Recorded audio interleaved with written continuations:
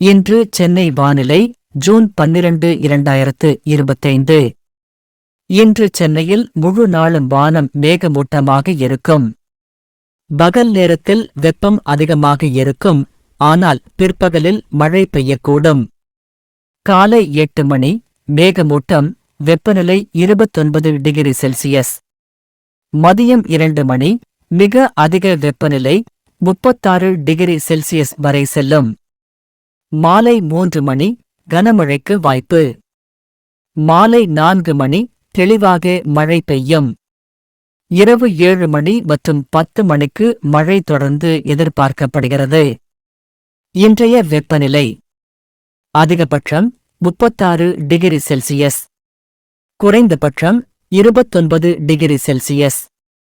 மழை நிலை: பிற்பகல் முதல் இரவு வரை மழை பெய்யக்கூடிய சாத்தியம் அதிகம் உள்ளது.